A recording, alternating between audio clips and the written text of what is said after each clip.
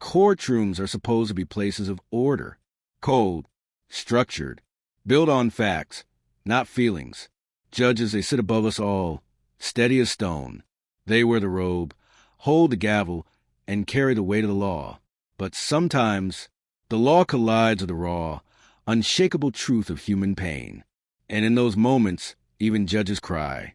Today, you'll hear stories of courtrooms where justice and heartbreak collided, and the people who were supposed to stay strong could not hold back their tears. It began on a Monday morning, like any other. The docket was full: petty theft, traffic citations, minor disputes. But then, the bailiff called the next case, and in walked a boy, 14 years old, shoes too big, clothes too small, eyes far too heavy. He was charged with stealing food, a loaf of bread, a jar of peanut butter, a carton of milk. The judge asked firmly, "Son, did you take these things?" The boy's voice cracked. "Yes, Your Honor." Silence. The judge pressed on. "Why?" The boy's answer shook the room to its core. "My little sister hasn't eaten in 2 days. My mom works nights, and when she comes home, she's too tired to cook. There was nothing in the fridge. I just wanted to make her a sandwich." The courtroom gasped. The prosecutor lowered his gaze. The bailiff shifted uncomfortably. The boy continued, "I know stealing is wrong, but I didn't know what else to do." Tears welled in his eyes. And that's when it happened. The gavel trembled in the judge's hand. Her eyes filled. A tear slipped. She whispered, "Where is your mother?" The boy said softly, "She's always working. Sometimes she doesn't come home. She says she has to keep the lights on." The judge set her gavel down. For a moment, she was no longer a judge. She was simply a human being. Charges were dropped. Social services were called. And the judge walked down from her bench, placed a hand on the boy's shoulder, and whispered, "You're not alone anymore." Even the clerk was crying. Even strangers in the gallery wiped their eyes. Because sometimes poverty is not a crime. It's a wound.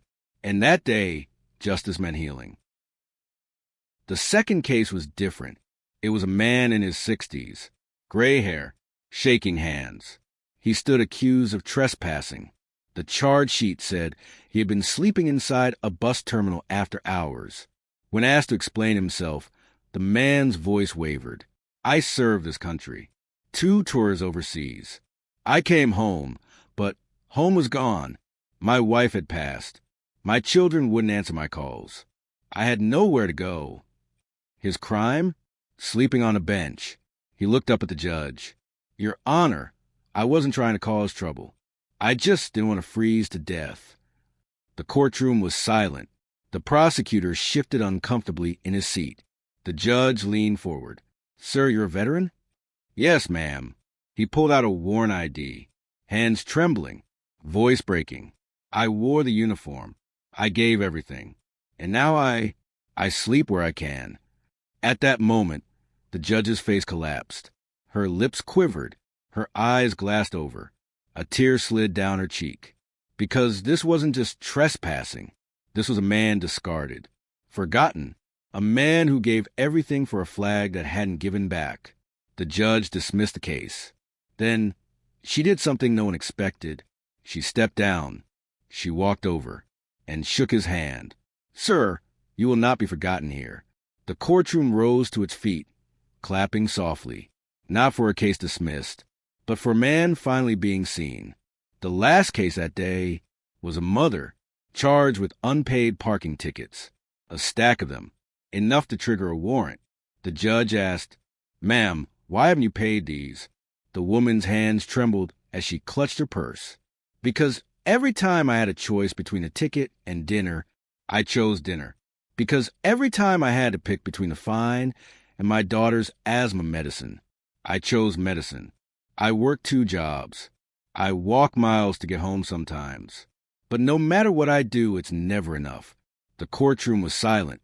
The mother's voice cracked. "I'm not a criminal, Your Honor. I'm just tired. I'm just trying to keep my baby alive." And that's when the judge broke. She leaned back in her chair, tears streaming. She covered her face with her hand. The robe could not shield her from the weight of that mother's truth. The fines were waived, the record cleared, and the judge said softly, "You should never have to choose between survival and punishment." The gallery applauded. Even the officers in the room nodded solemnly. That day, 3 very different cases walked into 3 very different courtrooms. A hungry boy, a forgotten veteran, a struggling mother. But they had one thing in common. Their pain broke the silence, and their stories broke through the robes, the gavels, and the rules. Because sometimes the strongest thing a judge can do is cry, and sometimes the purest form of justice is compassion.